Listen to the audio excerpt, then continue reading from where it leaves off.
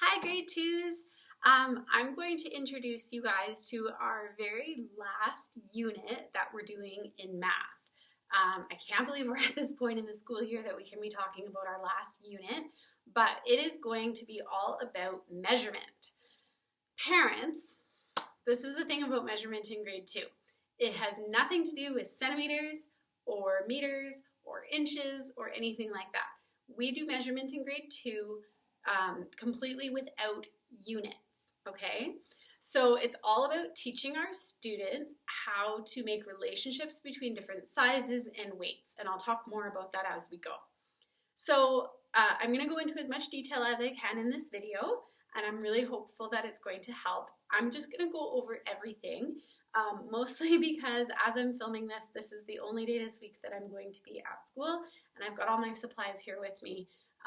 So I apologize. I just feel like it would be easier for me to do it like this and just get it all done with the right materials than trying to do it locked in my guest room at home. So with that being said, when we measure in grade 2, we use string and then we use some kind of manipulative. Because I'm in the classroom, we tend to use what we call these Unifix blocks. Unifix blocks are kind of cool because they snap together. So each one represents one unit is how we talked about them, okay?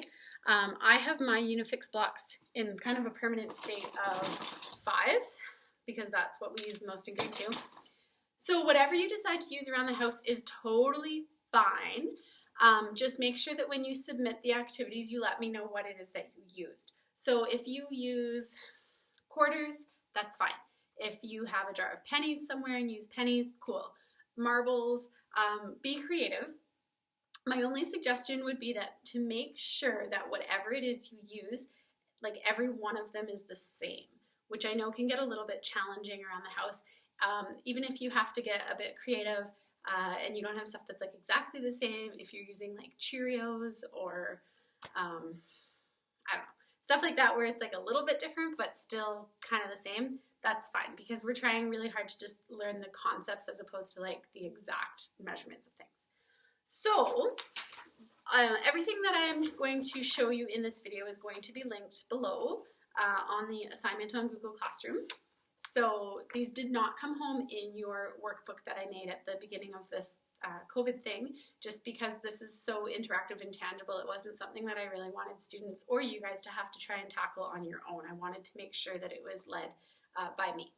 So the first thing that we're going to do for measurement is this fun little person page, which is called Measurement About Me. So like I said, you'll need some kind of string, and notice that it's a string. It's a piece of yarn here that I'm using. It's not a measuring tape. It has no units on it. It's just a piece of yarn. There's nothing super special about it. When we practice measurement in grade 2, we always talk about using the end because that just is the easiest. Once we measure what it is we're measuring, we pinch the other end and then we don't let go. Okay? Don't let go. So the first thing that we're going to do is measure around our head. So I'm going to get in here. Okay, so I'm going to take my string, I'm going to put it around my head, and I'm going to see where that end meets. Now the nice thing by using the end is that you don't have to hold both of it. So I can let go, and here, wow, that's how long my head is. So the next step of that, and I know you're not really going to be able to see here, is that then you'll put this down on the ground. I'm trying to make sure you can see it. It's a bit challenging here. Okay, now I'm going to put a marker. Normally I would have a few people doing this with me. I'm just going to put a marker to show where exactly it got to. So that is how long my head is, essentially, or how long the distance around my head is. So then I'm going to take my blocks, and I'm going to place my blocks alongside my string to figure out how many blocks long my head is. Does that make sense? Or the distance around my head is, I should say. Okay? So I'm using different colors here. Like I said, my blocks live in a permanent state of 5, which just makes it a bit easier for us to count. I'm just trying to find colors that are going to show up nicely here on the camera. All right, so if we take a look at how big my head was, it was 5, 10, 15, 20, 25, plus 1 is 26.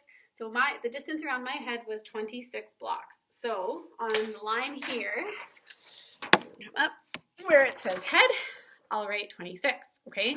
You'll do the same thing for your neck, your arm circumference, so that's the distance around your arm, your bicep, your arm length, so like shoulder to wrist, waist, leg length, foot length, ankle, leg circumference, all right? It doesn't have to be exact, it's just really good practice for your student. Couple of questions at the bottom. What did you use to measure? So if you used paper clips, tell me it was paper clips. If you used Cheerios, tell me that it was Cheerios. And then, what did you use to measure? The answer should be a string. And then the final question on the bottom was, what was your manipulatives that you used? So that would be your Cheerios or your beans or your pennies or whatever. And then on the back here of this page is just a few more questions about comparing the measurements that you took. Cool? So that is the first